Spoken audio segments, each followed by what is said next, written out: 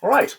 Hi, I'm Reverend Matt, and today we're going to talk about the monsters from stories about the end of the world as told in the 20th and 21st centuries. This is, of course, a sequel to a previous talk in which we discussed the monsters from the stories about the end of the world from the olden days when things were simpler, purer, and so much more bigoted. Now, there are a number of differences between the old and the new stories, which differences are remarkably consistent throughout. One is that the newer stories, very much of the time, feature scientific themes rather than the spiritual ones of the older stories. This is in some large part due to a general paradigm shift. We simply live in a world in which we explain things scientifically, rather than parts of the machinations of an invisible superhero from outer space, whereas in Viking days, not so much. It also has something to do with religion tending to be old, to its trading in the idea of ancient tradition, and though new religions do, of course, spring up all the time, many of which I personally quite like due to an emphasis on UFOs, not found in, say, the Torah, these are not taken seriously as the old major world religions or even world mythologies. I could have looked into whether or not the Scientologists had an apocalypse with monsters in it, but I absolutely wasn't going to, because I am mortal, and hence my time is limited. For my part, I am a subgenius from way back, and we believe that the Earth will be destroyed on X Day, when the alien Xists will descend to Earth, take the good subgenii away on their spacecraft, and obliterate the rest of humanity, this all occurring on June 5th, 1998. And we hold to that.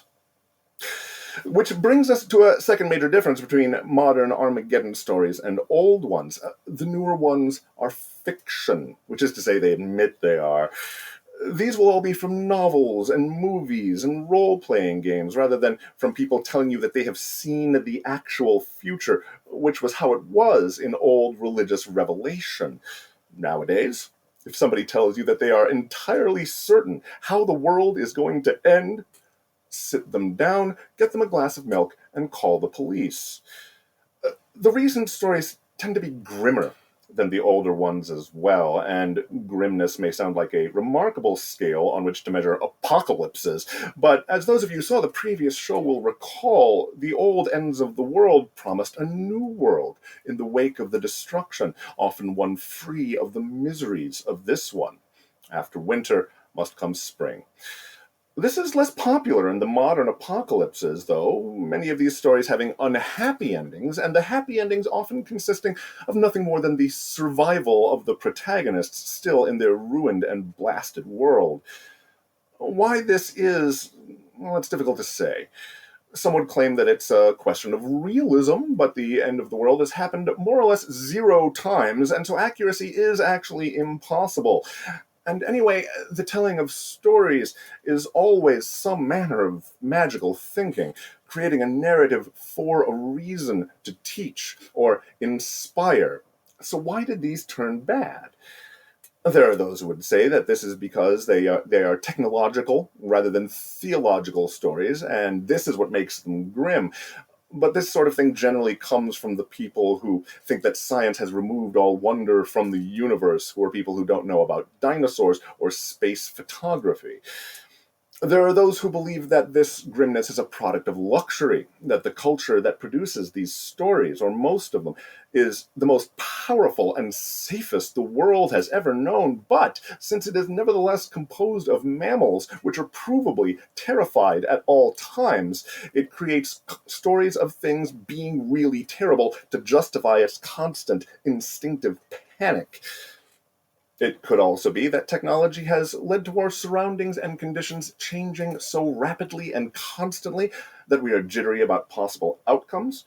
And related to this, it could be that in 1945, in Hiroshima and Nagasaki, a new and genuinely apocalyptic power entered the world, one with no promise of an Eden afterward, and that this got people a little worked up. This is a part of the show with no jokes in it. Which certainly brings us to the new difference between the. Hold on a moment. Are the slides working? Just let me check something.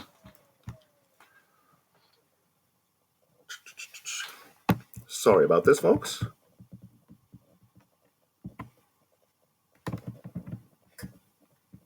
I know what's happened here. Thank you.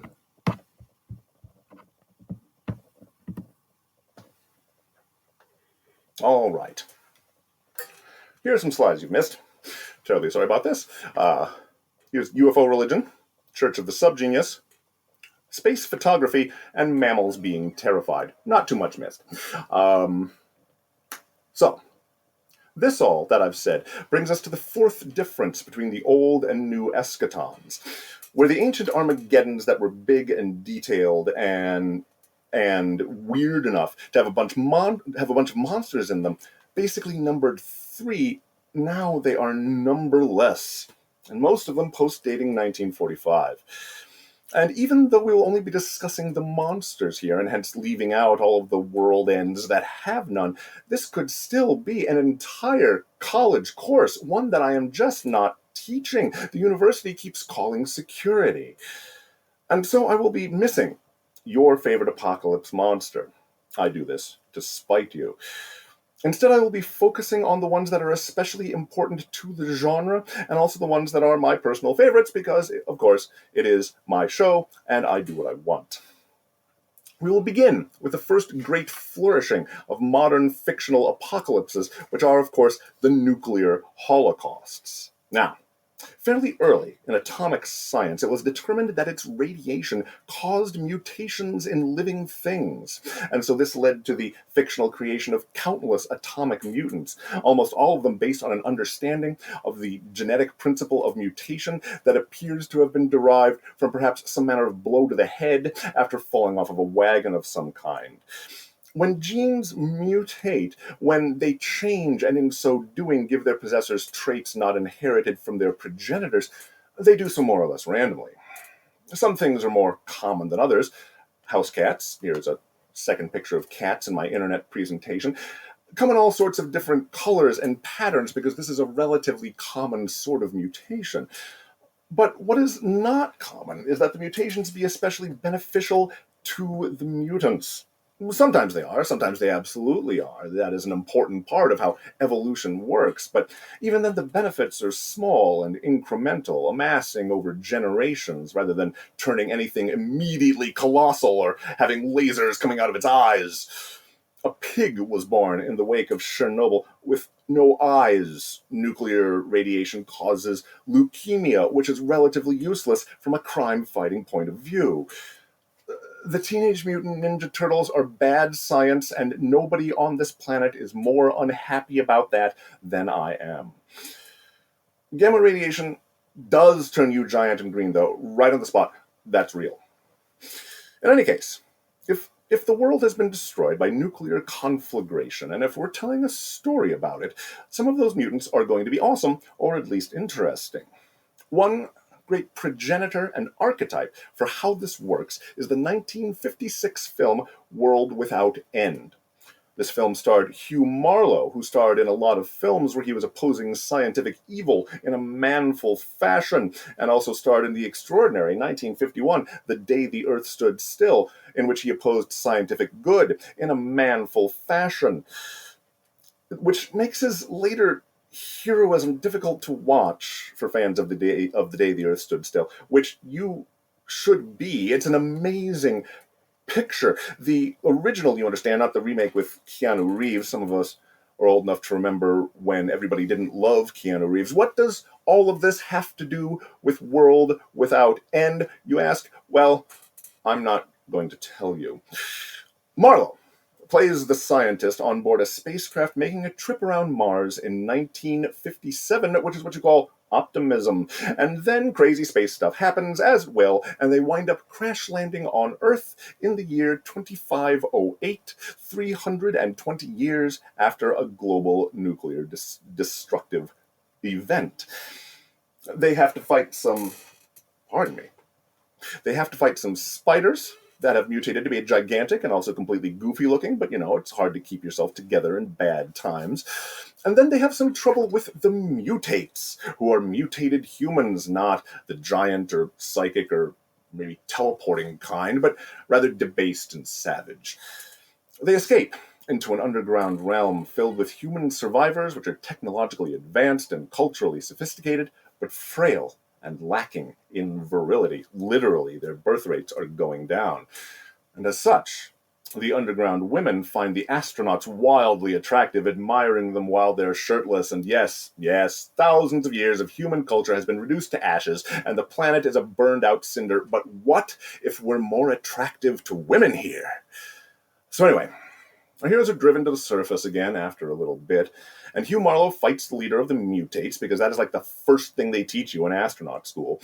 And he wins and drives off the mutates and founds a new settlement of astronauts, normal humans who are former mutate slaves, and some of the underground dwellers. The end. See, that wasn't so bad. The debased, brutish human mutants would, of course, become a staple of post-apocalyptic science fiction. Almost as important, though, are the decadent human survivors in an isolated community, which will recur in a lot of these movies as well, from Logan's Run to Zardoz. And if you don't know about Zardoz, then please be aware that Zardoz, in the movie, is a giant floating stone head that goes around to groups of wasteland survivors and spits rifles at them out of its mouth. So, if you're worried that you haven't spent your life creating any works of sublime beauty, art that illuminates and uplifts the human condition, then don't be too upset about it. There's no point. It's been done. We could go on about Zardoz and Logan's Run, but neither of them really has any monsters in it, unless you count Box from the latter film, who is a robot that mostly yells out, "Fish! Plankton! Protein from the sea!" Because prior to the nuclear holocaust, there was a lot of money to be made in building robots that yell all that. The third of the unofficial, in fact coincidental, trilogy of 1970s films that are about isolated advanced communities in post-apocalyptic hellscapes and that are also incredibly weird does have a mutant, though, this being A Boy and His Dog, which starred a young Don Johnson because an old Don Johnson was too expensive. Here, the titular dog is called Blood, and he is sentient and telepathic and helps Don Johnson find women to sexually assault. I mentioned that these stories could be grim, and here we're in full-on Clockwork Orange story without heroes mode. Also, once again, and not just for the second time, the world has come to an end, and maybe that means I get to have sex. There's some weird, possibly Freudian idea here about sexuality or brutal sexuality thriving in the absence of civilized culture, which is gross. And also gross is the frequency with which the post-apocalyptic stories become cheap masculine wish fulfillment in general, in which you get to have sex with whoever you want, and, at least as importantly, physically brutalize whoever you want. Stopping off real quick again at the effete civilized remnant versus brutal outsiders trope, it bears mentioning that this idea does have at least something of a pedigree, this being H.G. Wells' 1895 novella The Time Machine. This is not an Armageddon story, it's not even much of a time travel story, in spite of its name being the coinage of an extremely important science fiction term. Rather, it is the story of a man who travels to the year 802,701 to find that humanity has evolved into two species, the small, frail, deeply stupid Eloi, and the powerful, ugly, subterranean Morlocks. He first takes the Eloi to be the masters of the Morlocks, but eventually discovers that they are, in fact, their livestock, and the whole thing is an allegory for how the upper classes must not become too decadent at their own eventual peril, and okay, fine, thanks, Wells, we'll all keep that in mind.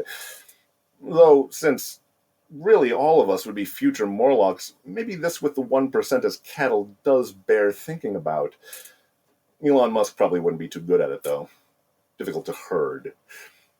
Personally, my favorite of the mutants in a nuclear wasteland scenarios is Gamma World, a role-playing game published in 1978 by TSR, the same company that produced Dungeons & Dragons and then later Advanced Dungeons & Dragons for players looking for a more complicated and challenging means of pretending to be an elf that kills owlbears.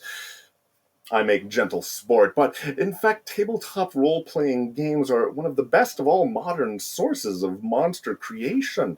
The main source of present-day bestiaries, and frankly, if it weren't for the Monster Manual, there certainly wouldn't be Reverend Matt's Monster Science. It would probably be instead Reverend Matt's Novelty Soda Science, which somehow just wouldn't be the same. And monsters, well, this was what Gamma World was all about. For starters, you could certainly play one. You could be a mutant, human, animal, or plant at long last. A forum in which I can imagine I'm a mutant plant without fear of the scorn of my peers. You would roll dice and consult tables to find out what your mutations were, and there was absolutely no sense of power balance to said tables. Maybe you would be a begonia that could walk through walls, control minds, and light fires with your thoughts, or maybe you would be a dude with no head. And then the creatures you could meet and maybe fight or whatever. Oh, the good heavens. Maybe you could ride on a centistede, which has 12 to 18 legs and can create force fields for some reason, or an iglee, a giant eagle whose wings are now fleshy and can stop time for some reason. In fact, just add "for some reason" to the end of every description here. Maybe you could meet a Jagged, a jaguar man who can levitate and see the future. Fill in here. Or a Hop, rabbit people with a hive mind. In 2010, the 7th edition of Gamma World repurposed itself as a comedy game. And this is insulting. This is wonderful. All of this with the animal people does bring us to another thread of the post-nuclear apocalypse. The animal people post-nuclear apocalypse. Here, turning animals into sentient humanoids is just another thing that mutation does, simply, reliably, and without fanfare. And much of the time, these humanoid animals take over as heirs or supplanters of humanity. And the genesis of this latter idea is, of course, Planet of the Apes. Now, I have a whole show about Planet of the Apes, and at an hour it's shorter than I'd like, and I will likely perform it on this live stream at some time. So I don't want to repeat too much information here, but I would be remiss not to give these films their due in a discussion of modern apocalypses. So here are some important points. This is, of course, a movie in which a cynical astronaut, Charlton Heston's George Taylor, who knows that in the universe there has to be something better than man, goes on a one-way colonization spaceflight, set to populate a new world and populated by 3 men and 1 woman. One woman. This is a terrible ratio for creating a population from scratch, but of course it will have to do, because what are you going to do otherwise? Have 2 women on a spaceship? Where would you even find 2 women? Anyway, you know the rest. The planet is populated by mute bestial humans and talking apes. Taylor's compatriots are quickly picked off or lobotomized, and he himself is shot in the neck, muting him, in a scene where I like to say, I'm in the NRA whenever it happens. He is taken in by kindly chimpanzee intellectuals Cornelius and Zira, and persecuted by Dr. Zaius, Minister of Science and Chief Defender of the Faith of Ape City, which is a pretty great name for a city, even if Human City in North Carolina is a real dump. This persecution is only ramped up when Taylor regains the ability to speak, famously growling, "Get your stinking paws off me, you damn dirty ape." His rasping voice is the result of Charlton Heston's having a terrible cold at the time. Acting is hard. Taylor eventually escapes, riding down a long beach, and then, horrifyingly, realizing that he has landed in Earth's future by virtue of coming upon an ancient monument. It is one of the most cynical and misanthropic movies ever made. Taylor goes from misanthrope to passionate defender of humanity by the end of the film, dogged at every step by Zaius, who wants to destroy him. "All my life I've awaited your coming and dreaded it," Zaius says. But at the end we learned that Zaius just knew the secret history of the world, knew what humanity had done. And though he's still not a guy you want to go bowling with, he has Zira and Cornelius arrested for heresy, even when he knows they are right, his reaction to Taylor is frankly a responsible one. The humanity of Planet of the Apes history committed the ultimate atrocity. Maybe let's not let them come back.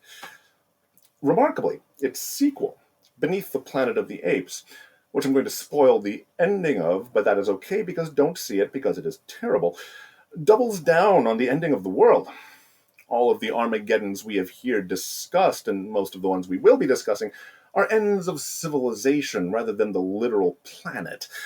But in Beneath, we discover a group of mutant humans worshipping the Omega Bomb, which has the capacity to literally destroy the planet itself, cracking it right in half, which may seem to have limited practical military applications, but whatever. And at the end of the film, this is in fact set off. And things are very bleak indeed, though the fact of the matter is that Charlton Heston insisted on blowing up the world at the end of the movie specifically so that there wouldn't be any more sequels. And Charlton Heston is a huge twit at best, but trying to prevent further sequels when this movie was what we were getting, well, we have to give him credit for that. It didn't work, by the way, but that's actually good. The third and fourth movies in this series were terrific, but they didn't engage the Armageddon concept directly, and so we must move on. Planet of the Apes, as mentioned, started a whole subgenre. 1972 saw the beginning of publication of the comic Kamandi, the Last Boy on Earth, about Kamandi, the last boy on Earth, as he explored a world dominated by humanoid animals in which humans were mute and little more than bestial.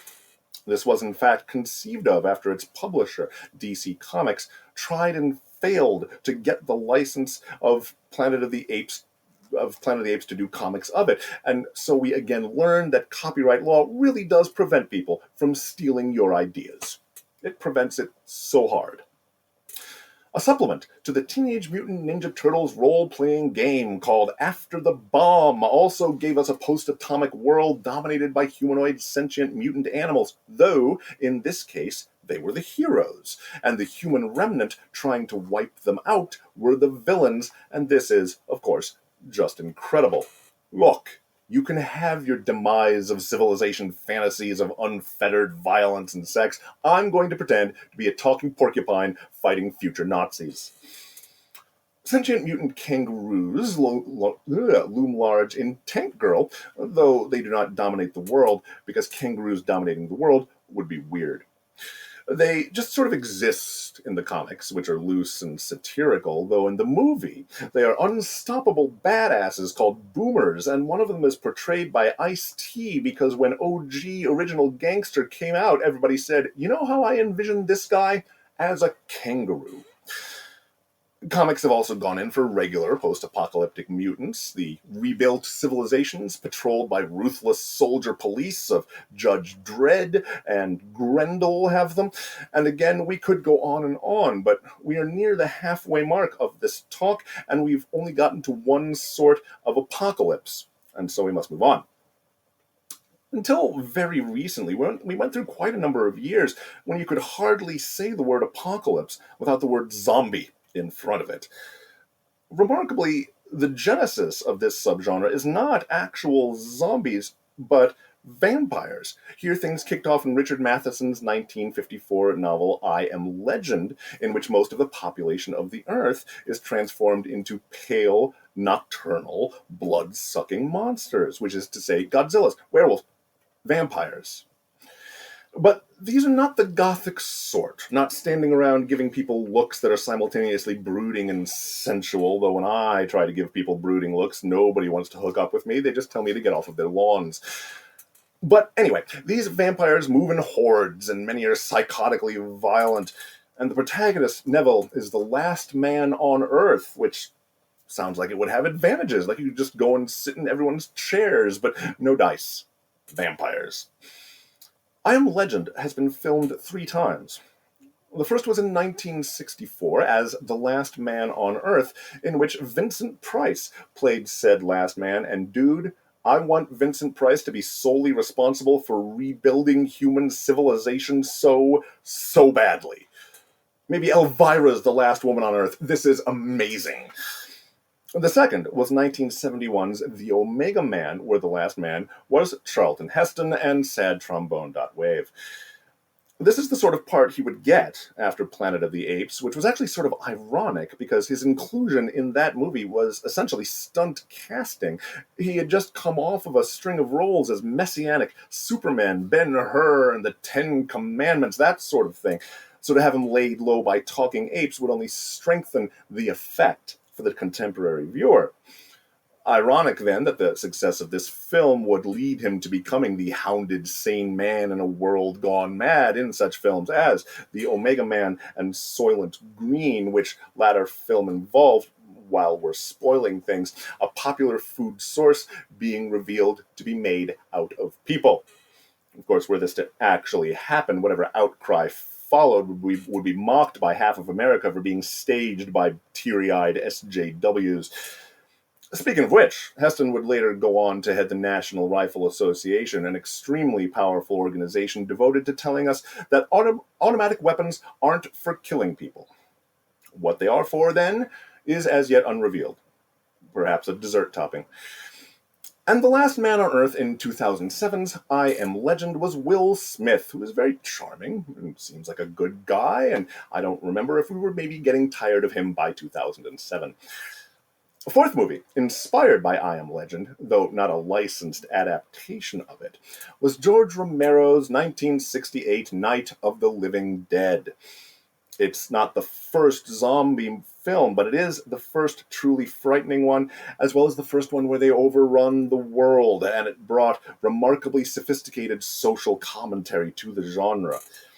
Its zombies are created implicitly when a space probe returning from Venus blows up in Earth's atmosphere, spreading radioactive contamination. Zombies, one of the most modern of monsters, are created here by weird science to begin with, as they most often are, though more often they are the result of insane human experimentation. Consider, for example, the film Zombie Strippers, though please do not consider it very thoroughly. I was originally going to say, please do not consider it very hard, but I need everyone to be a grown-up for like 3 seconds. These zombies are created by experiments to reanimate dead American soldiers to continue fighting in the multiple wars in which the U.S. is embroiled. This 2008 film is set in a dark, near future, you see, in which George W. Bush is in his 4th term of office, and to think that we have arrived in an actual future in which that sounds just fine. And so on, and so on, and so on. They didn't have zombies in the olden days, which is, of course, why in the modern day we have felt the need to create so many zombie apocalypse movies and TV shows and such, having now produced a number sufficient to fill history back retroactively roughly 30 million years. There's fear of disease in zombie stories, certainly, but more than that, zombies are about a kind of social paranoia, a fear of the mindless mass of humanity snuffing your individuality out. Weird that they've been so popular in recent years. Here, the world ends by everyone in it becoming brainless, sort of idiocracy taken seriously, and or by everybody coming to kill you, a sort of diagnosable paranoia made into movies and comic books and so on. As much personal fantasy fulfillments may have seeped into the nuclear post-apocalypses, zombies are even more individual-focused by their nature as a concept. The world may yet become a radioactive wasteland for real, after all. Probably we won't have to aim for the head. Another probably unlikely, but nevertheless delightful, sort of apocalypse is the kind caused by aliens. The earliest reference to this sort of thing is well pre-nuclear and is not the saucer invasion you might be thinking of.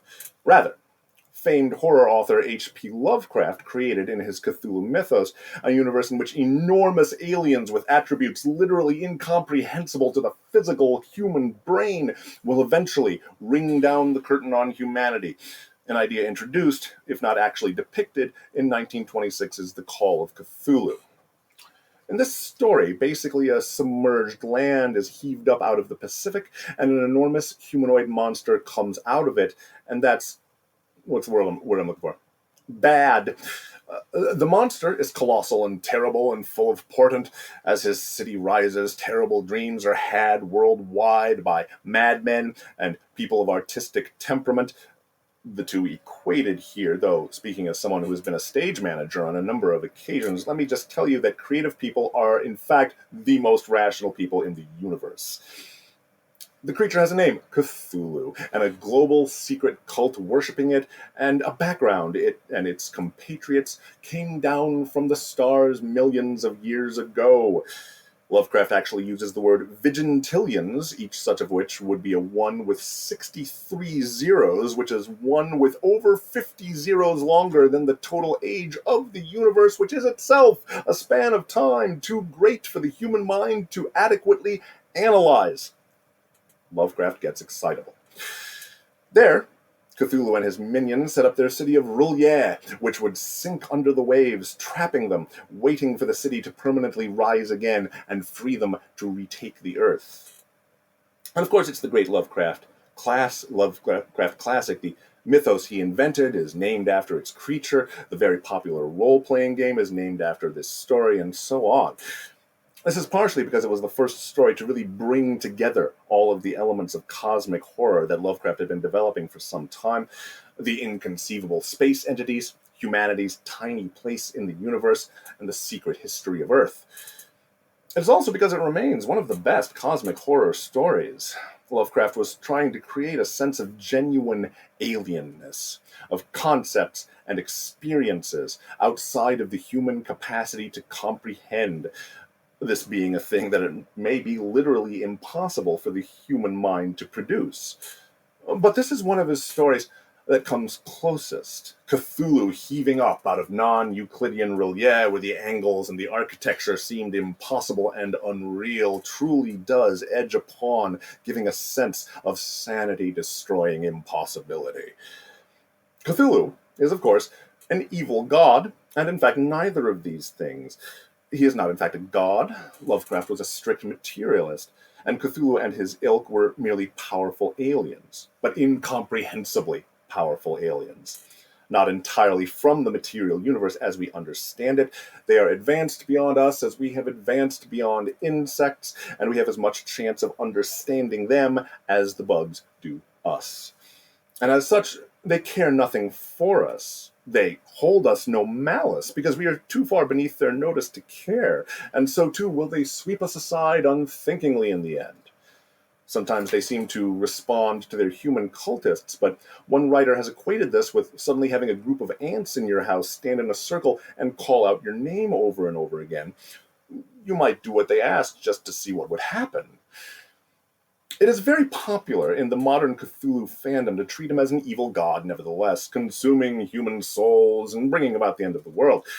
And Cthulhu sort of does the latter, but only bringing down the end of the human world, and thoughtlessly, due to our triviality.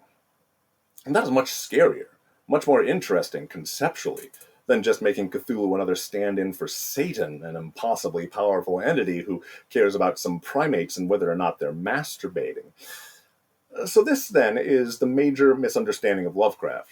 Not a creator of evil gods, but rather of indifferent, impossibly powerful aliens. A new concept, and a powerful one for a time when science had just begun to tell us how vast and old the universe really is.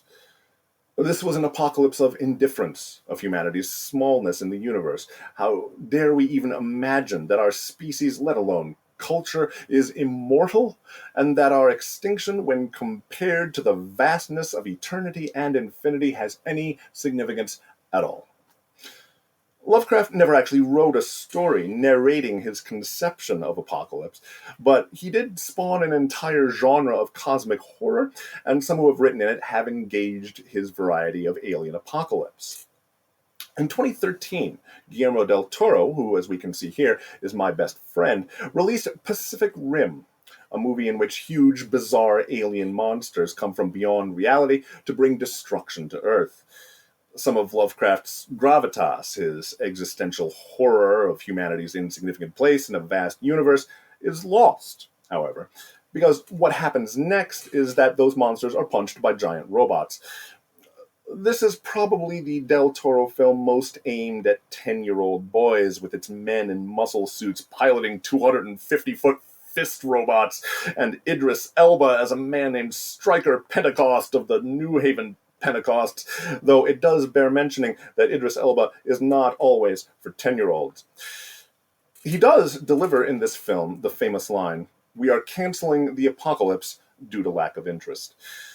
And thus the monsters in it more closely resemble their namesakes, the kaiju from Japan, than Lovecraftian great old ones. Though the fact that they straddle the line at all does call to mind that age-old question, the one that every philosophical and theological system in the history of the world has tried and failed to answer. And that question is, what would happen if Godzilla fought Cthulhu? Alas, this movie does not answer this question, but it does give us a whole bunch of kaiju.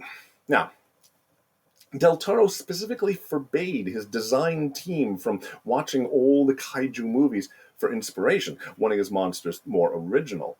And indeed, many of them are largely unique weirdness, but it was never terribly likely that a bunch of creature designers you hired were going to entirely forget or be unaware of what classic kaiju looked like. And so some of the monster basics do shine through.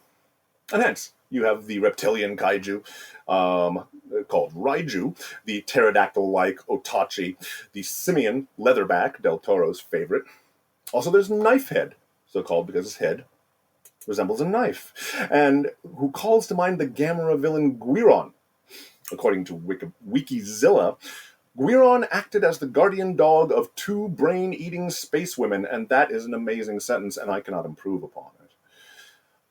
I will simply add that his name, Guiron, is based on the word guillotine, apparently, which you'd think would give him a kind of revolutionary France vibe, but astonishingly does not.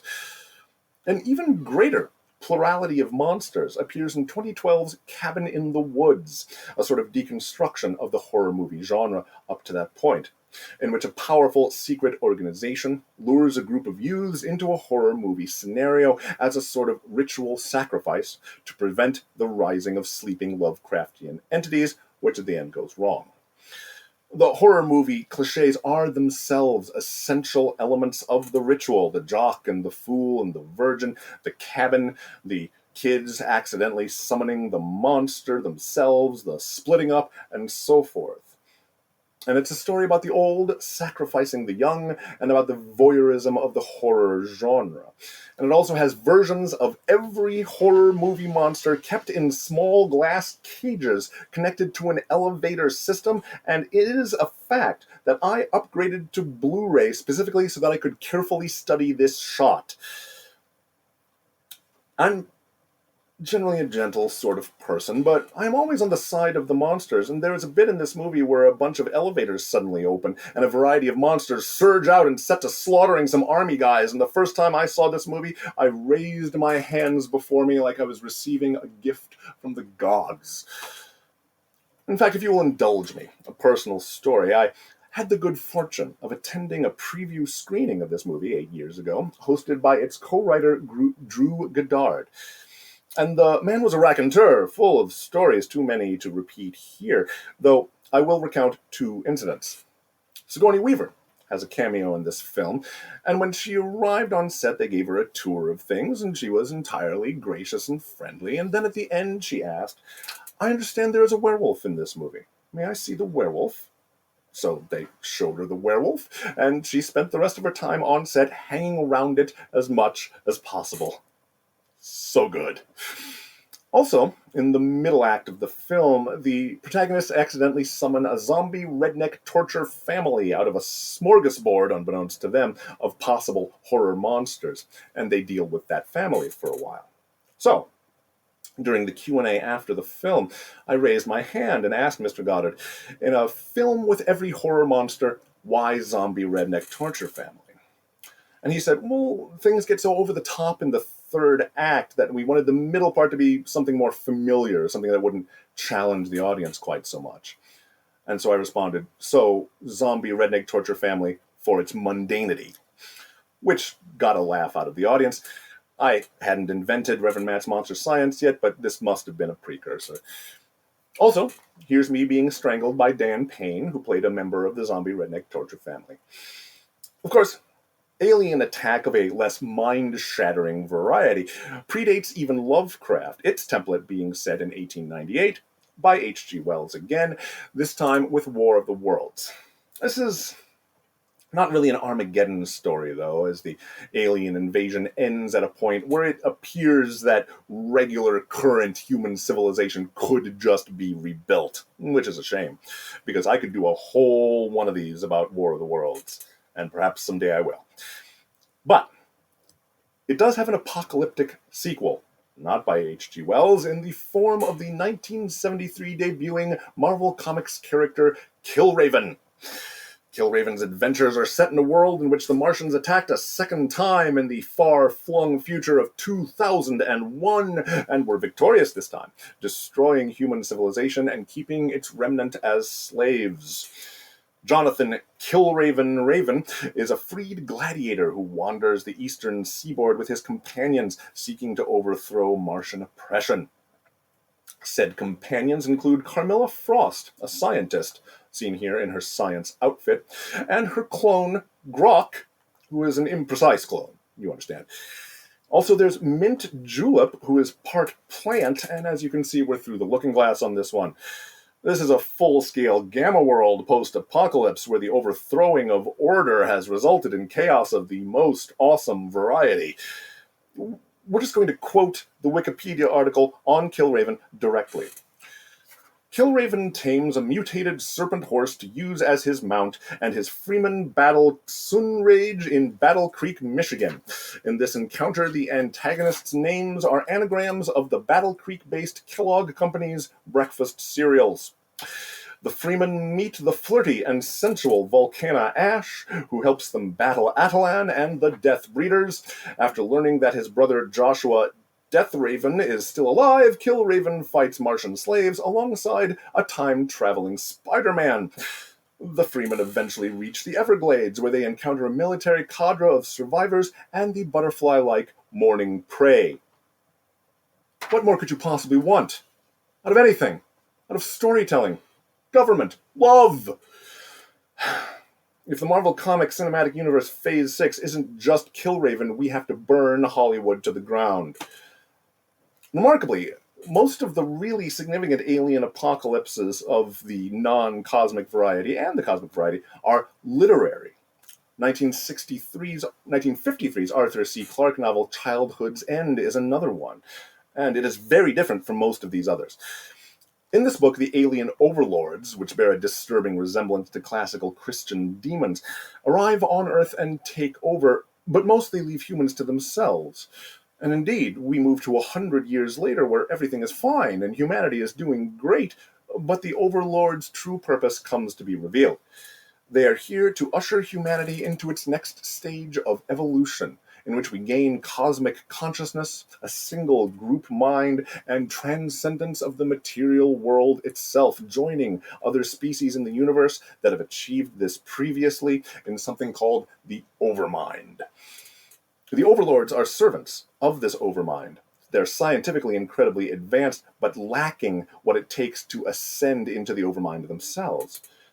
Well, this is all pretty good news, but it does have a downside, which is that regular old humanity is now purposeless and indeed loses its ability to breed, and so destroys itself, piece by piece, and then the Earth itself is destroyed by the ascended children as they leave it. But here at least we have an Armageddon of the old school.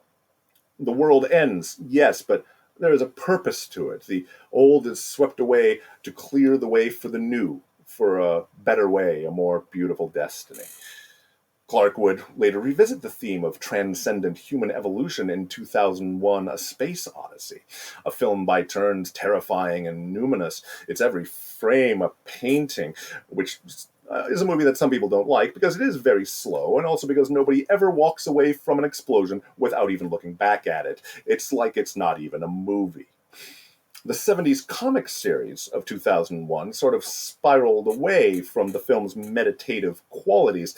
It included such characters as Vira the She-Demon, and so one thing that a study of the classic apocalypses of hard science fiction will teach us is that 1970s comics can make any of them completely bonkers. There is no need to make our next literary apocalypse bonkers, though, because it is already The Hitchhiker's Guide to the Galaxy. In this novel, the planet Earth is totally destroyed by aliens in the very beginning for a joke, and the rest of the book series follows the adventures of Arthur Dent, the last Earthman, traveling through space with his companions. And if you like Reverend Matt's Monster Science, you will like Hitchhiker's Guide to the Galaxy better. Douglas Adams, its author, is one of the tiny handful of people I am basically trying to be in this project. And failing. I certainly can't tell jokes about it without pretty much just repeating its jokes, and I have too much respect for you, my audience, for such things. So I will focus on the alien creatures. Most aliens in this universe are perfectly human in appearance, which is some lazy and insanely improbable creature design, but Star Trek and Doctor Who are still good. And anyway, it's especially forgivable here because this is a satire, both of human society and of science fiction tropes. Indeed, when an alien race in these books is described as inhuman, it's usually just for a gag. The Jatravartids have 50 arms apiece, and hence are the only species in the galaxy to have invented underarm deodorant before the wheel.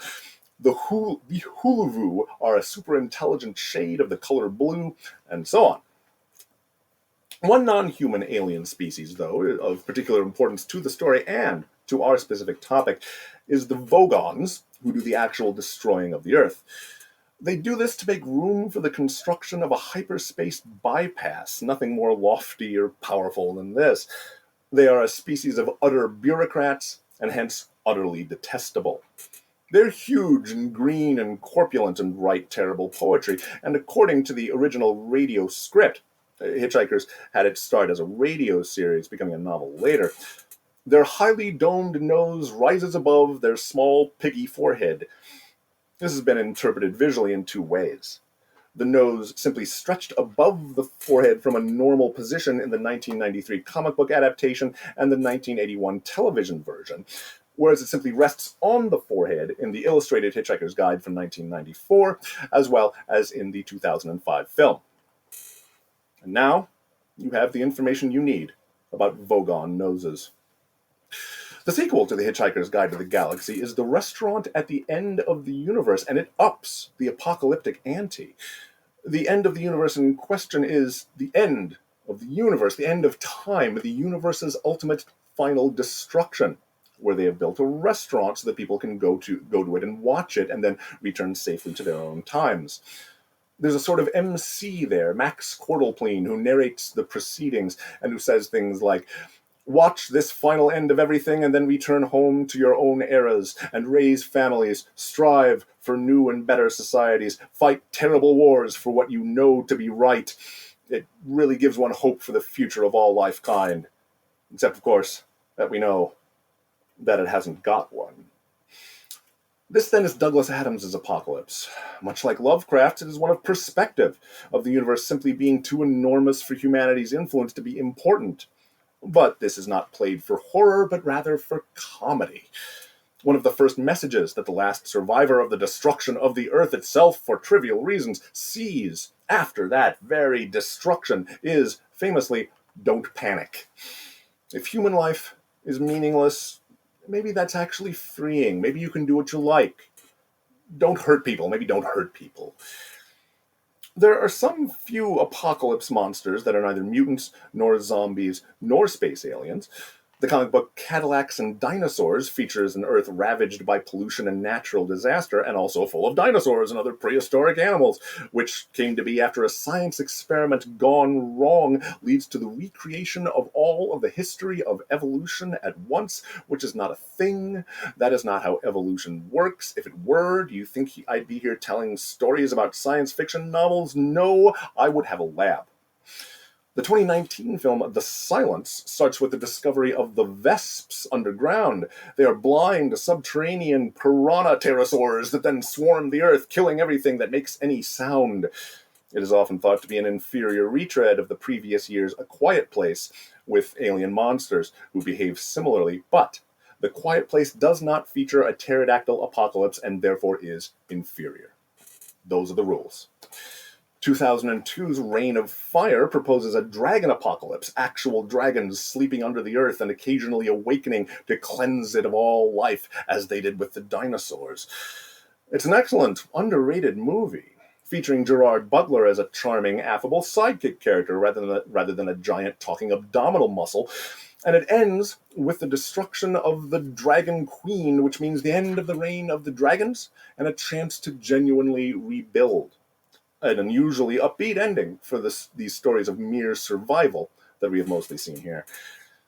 In 1984's Nausicaa and the Valley of the Wind, the end of civilization was brought about by gargantuan bioengineered god warriors, and the bioengineering themes seems to have shaped the post-apocalyptic world, full of avian horseclaw mounts and fox squirrels and huge ohms, which are giant trilobite worm grubs, but are still possessed of a certain beauty and majesty, and that is because this film is an early project of Hayao Miyazaki, the director of such films as Spirited Away, My Neighbor Totoro, and Princess Mononoke, and as such, apparently a man who can't pour himself some cereal without it being beautiful and majestic.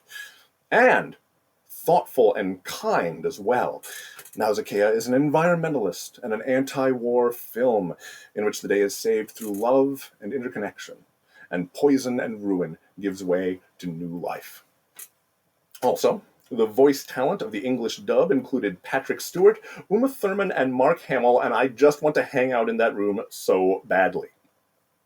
So, leave it to the culture that has actually experienced the event that touched off the flourishing of post-apocalyptic stories to handle the genre with the most beauty and maturity. The end of the world doesn't have to be the end of the world. That wasn't too good, but you get the picture. Ultimately, these are all stories of terrible things happening. And of course, terrible things do happen on a number of scales. And then you can tell a story of grim survival and violence and taking what you want, or you can tell a story of rebuilding, of new beauty, and of helping one another. I don't hate the first kind. Sometimes it teams up with Spider-Man. But it's still a choice to consider. And in any case, don't panic. Thank you. That's the talk for tonight. Let me switch things over and let's chat about things. Just a second here.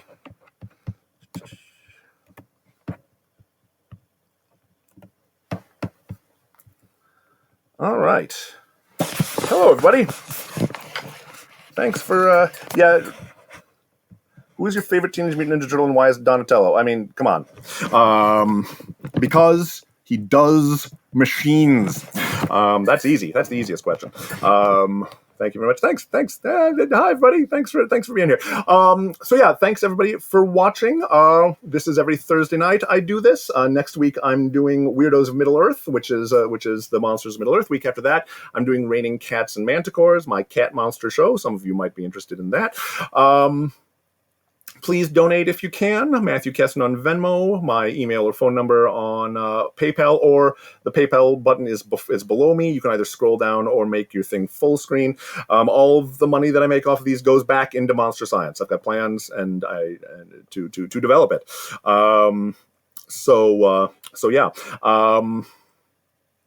So that would be lovely. Please tell your friends. I need more people to know about this. I'm RevMattsMonsterScience.com, where the archived videos go up. And I have daily content on all of the social media, the Instagram and the Facebook and the...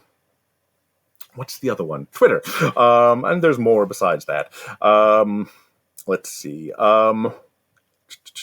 Okay, how about Kurt Vonnegut's Cat's Cradle? No monsters. No monsters? This is a monster show. Let me just skim back here a little bit. Okay.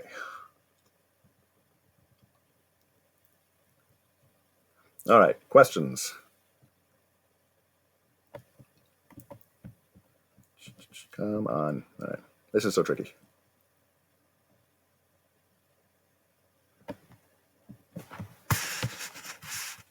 All right. Thank you all so much. Thank you. Yeah, this is fun. Cat monsters. Woo. Yes, of course. How about Kurt Vonnegut's Cat's Cradle? No monsters. It just occurred to me that I can ask this: why Reverend Matt and not Professor Matt or Dr. Matt? Well, a couple of reasons. First of all, I am in fact a Reverend, as I have sort of hinted previously. I don't really believe in God, but I became a legally ordained minister to do some weddings. I've done 30 or 40 of them by now, and I'm available for that if anyone's getting married. But yeah, so I'm in fact I can put Reverend on my checks if I really want to. I don't, but I can. So that's the main reason. I have thought about changing the name of my little show to Doctor or Professor, but two things about that. First of all, three things about that. First of all, I'm not one of those things, but that's less important. Second of all, Dr. Matt or Professor Matt's Monster Science sounds like a program for little children, and I think I'm kid friendly in my weird wordplay sort of way, but I feel like it sounds more like a program for children. And then just having it be Reverend Matt's Monster Science, I have been told, sort of highlights that what you're getting is kind of weird and unique. So that's the thing. Let's see. Okay, where does 2020 fit into the apocalypse? It doesn't. This is not an apocalypse. This is a very bad thing happening on a global scale, but civilization will survive it. Yeah, the humans that invent Ice Nine are monsters of a sort, but I don't deal in human monsters. I deal in actual monsters. I wish you showed Sean Connery's character in Zardoz. Yeah, fair. But I had to go with. I just love the giant floating head. Go ahead, everybody. Google Sean Connery as Zardoz. You won't be disappointed, though you may be disgusted and terrified. Thoughts on Day of the Triffids, and did you notice similarity in plot to 28 Days Later? Day of the Triffids is a weird little film. I've seen it just the once, and the main thing that strikes about me is the relative lack of Triffids in it. The plant monsters are a minor part of what goes on, which is strange. I don't know whether 28 Days. I'd be curious to find out if I can't imagine 28 Days Later admitting that it was inspired by Day of the Triffids, at least not openly, but these things become memes, these stories become common stories. It took me a long time actually to find a generative debased human nuclear mutant story, but a while before I could figure out World Without End, just because these things are just, both these concepts and these story structures are just so deeply steeped in these things that they tend to repeat themselves. So yeah. Where does Mr. Grumpy Pants fit in Cloverfield? I've not seen the Cloverfield sequel. I could go on and on about Cloverfield, the movie, but let's not, because I don't like it.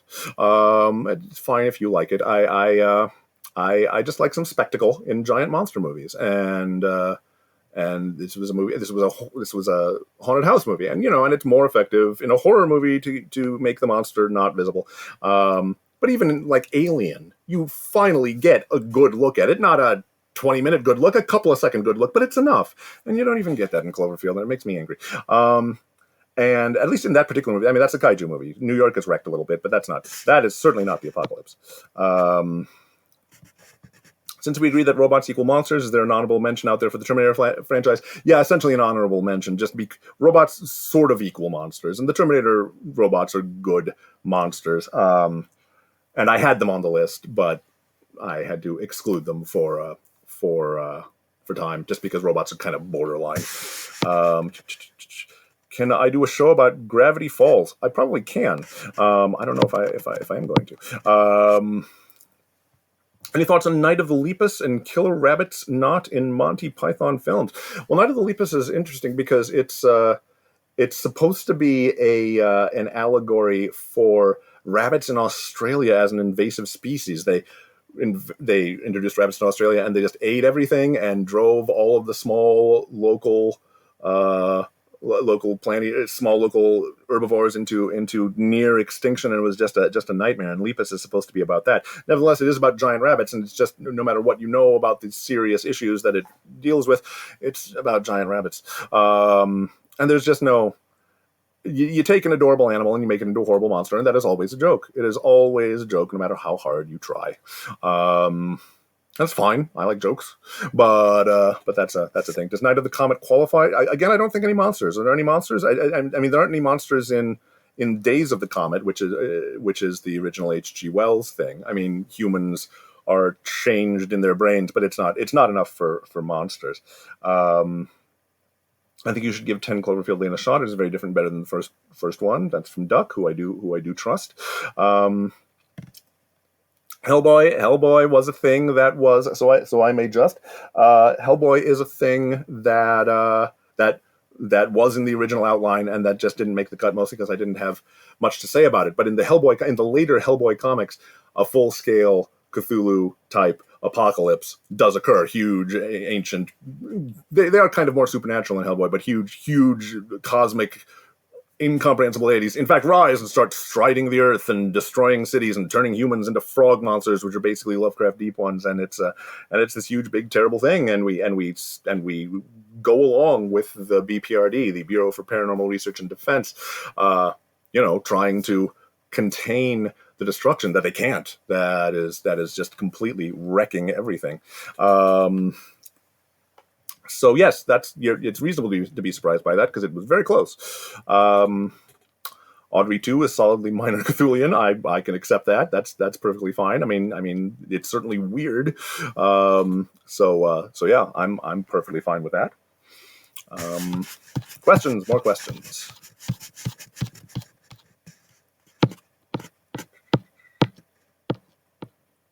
I'm gonna look at stuff here. Is there a recommended donation? Somebody asked earlier. Most people go around $10, but it varies up and down below that. Sorry about the slides. We got it fixed.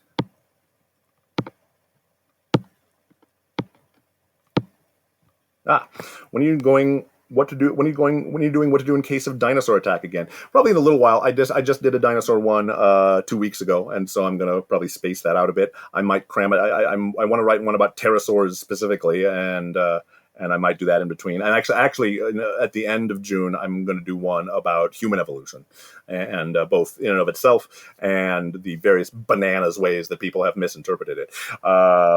So that'll be my next paleontology one. But I will certainly come around to what to do in case of dinosaur attack again. Tremors is a minor apocalypse, but only 4 monsters. Yeah, I mean, the thing is, I had to go with apocalypses. I had to go with civilization being destroyed. Localized catastrophes were out. The preventing of apocalypse was out, because then that's every superhero movie. Does it interest you that the Jurassic World series seems solidly headed to a dinosaur apocalypse? I wish I could have that faith. The Jurassic World series is I'd love for it to be. Oh, there's nothing that would make me happier. But the Jurassic World series is consistently extremely cowardly. They invent new hybridized dinosaurs, and they're just slightly more evil versions of existing dinosaurs. They're not gonna do anything as amazing as having dinosaurs overrun the world. They're not. I wish they were. I would be so into that, but. And perhaps I'll be wrong, but I don't think they have the guts to really wreck the world with dinosaurs like they should. So yeah, I wish they would, but I don't buy it. How about the Mad Max films? Immorta and Joan as kids were pretty monstrous. Also zombies in Night of the Comet. Oh, there are zombies in Night of the Comet. Okay, that's good to know. Again, no, this is one of the rules of monster science. Humans that are metaphorically monsters, no. Because there's enough of that in the real world. I do this to escape. We all do this to escape. So yeah, Morton Joe is a bad guy, but he's a guy, and we have those. I like the actual creatures. So that's and Mad Max doesn't have any. I mean, you would think it would be kind of ripe to have your standard debased nuclear mutants, but it doesn't. I mean, they'd fit in, I think, but they're not there. I don't believe. Okay, I'm gonna skim a little more.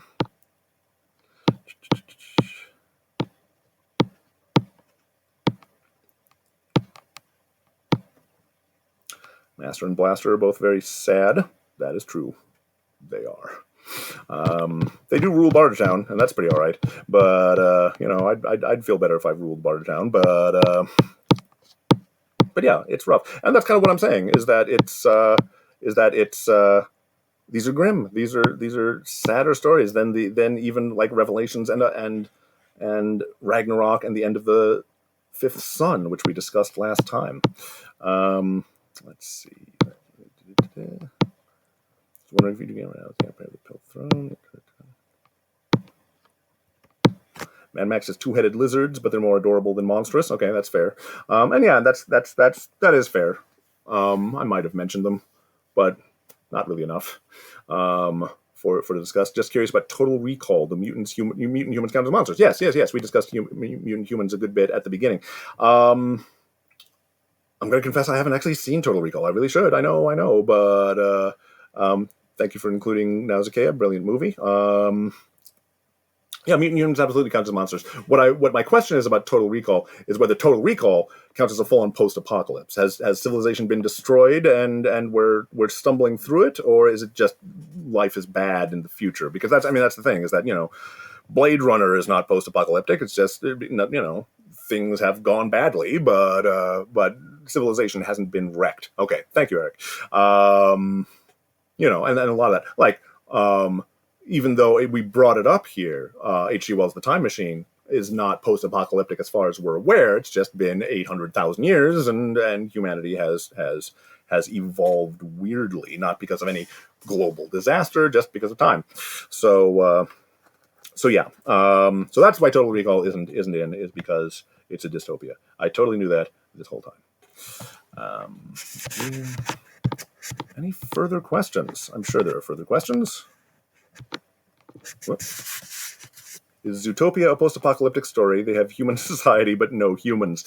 Yeah, the dark history of any all animal society that plainly is modeled after modern human society. Yeah. Well, what do we know? What do we know about the history of Zootopia? What do we really know about the history of Zootopia? Probably that it's fine. That's probably what.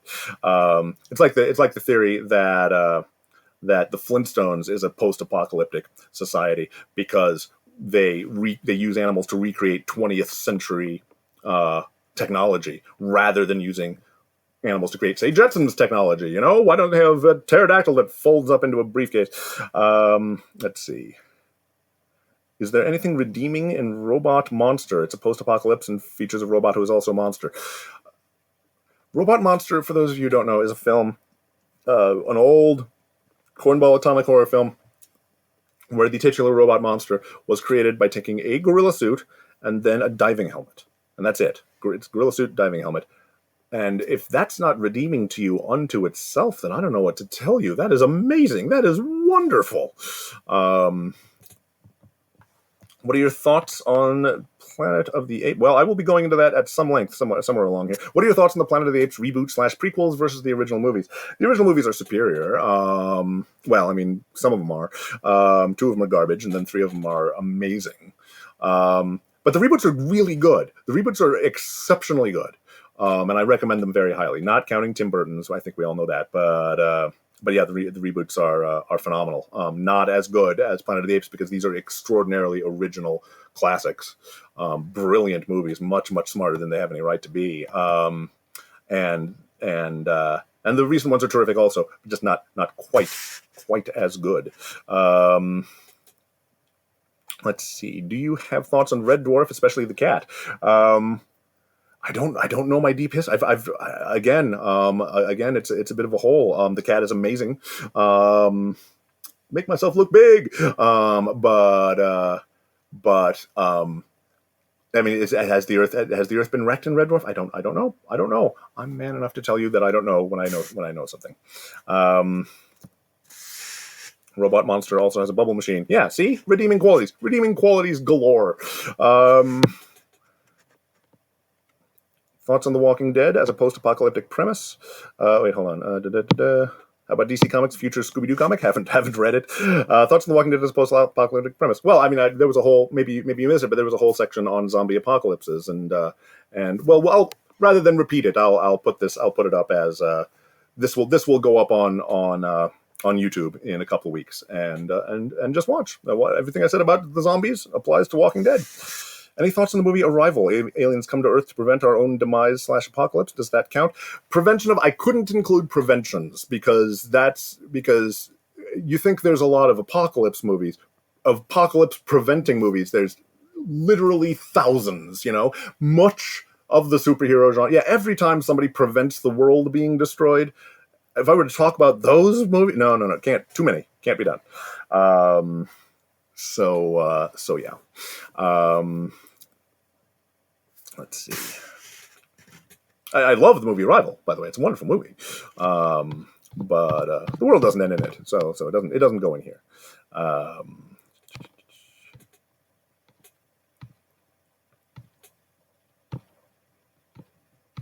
There we go.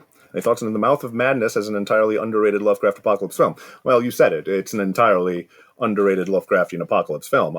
Yeah, I don't know why At the Mouth of Madness isn't huge. It's a Lovecraftian film with a lot of stuff taken directly from Lovecraft stuff, and it stars Sam Neill, who I would watch read the phone book, and it's weird and creepy and interesting, and I recommend it.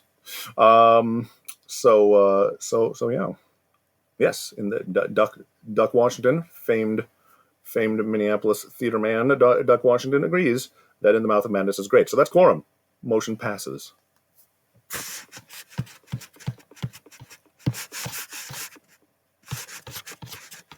Would you ever do a show about helpful, friendly monsters? Maybe. I mean, they show up a lot in my, in my general shows. Evil is not really a prerequisite. So they do show up a lot. Focusing on them again, it would be huge. Is the thing. I would have to come up with something more specific. So that would be the main reason I wouldn't do just that. I would have to do. Do you read Sutter Kane? Shut your face. I'd have to come up with a narrower focus than just helpful or friendly monsters. There's so many of them in mythology and cinema and all that kind of thing.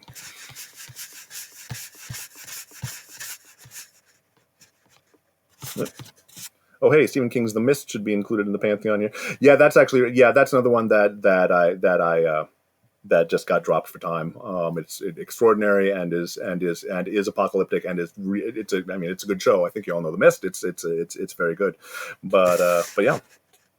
I mean, Matt himself is a cryptid and is very friendly, so we can just get an hour talking about him. I did a science fiction writers club actually had me come and just talk about my own background for an hour one time. It was very surreal.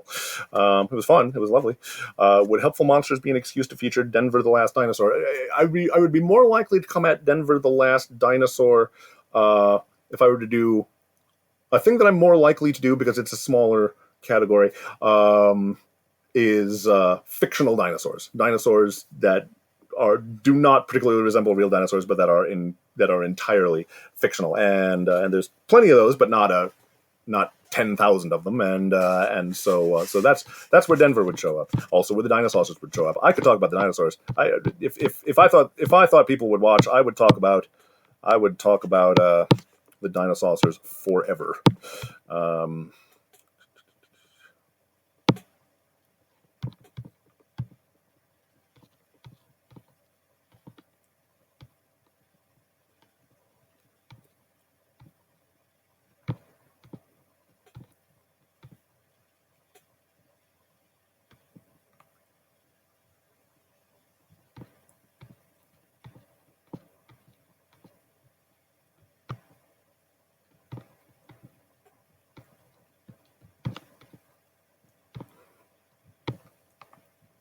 I got in more. Anyone else? More questions? Anything?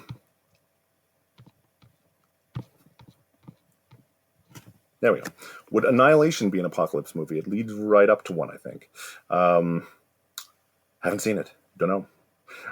Theodore Rex as a natural evolution of the dinosaurs after they integrated into human society? No. I love you. No. But yeah. All right. Any further questions? I'll give you a minute here to throw some more at me, and then we'll shut this down.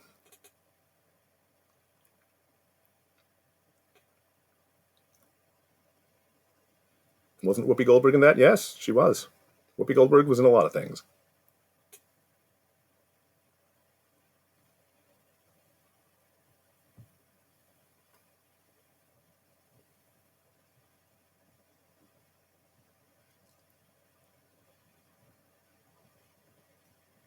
All right. Anything? Creature design and Annihilation is right up your alley. Yeah, that's the Natalie Portman film, correct? Or am I barking up the wrong tree? I don't know. Yeah, I should check it out. I mean, I've also heard that creature design in what do you call the Blue People film Avatar. I'm also told that I should. I have not seen Avatar, and I'm told that I should because of the creature design. What my brother says about Avatar is that it is so predictable that it becomes unpredictable. That you're sitting there going, there's no way they're just gonna, oh, all right, and that I don't know. That makes me less interested. But the creature design is supposed to be good. So yeah. Oh yeah, I will continue to be safe. I'm always safe. I'm a safe guy. I sit here in my house. I haven't driven my car in a week.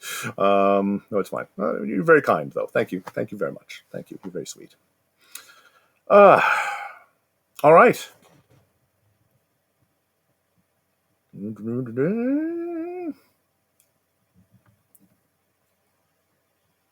All right. Well, I'm going to call it there, guys. Unless something pops up. No. Miss you too. Look forward to seeing you all again, doing this in person again. Thank you all so much for being here. Next week it's Tolkien. Week after that it's cats. Week after that it's Dungeons and Dragons. So please join me. Cake or pie depends. No. Well, my favorite Black Forest cake is my favorite thing. So that cake. But then there are some pies that I like better than other pies. So yes. Anyway, so good to see you all. Thank you so much for being here. See you next week. You too.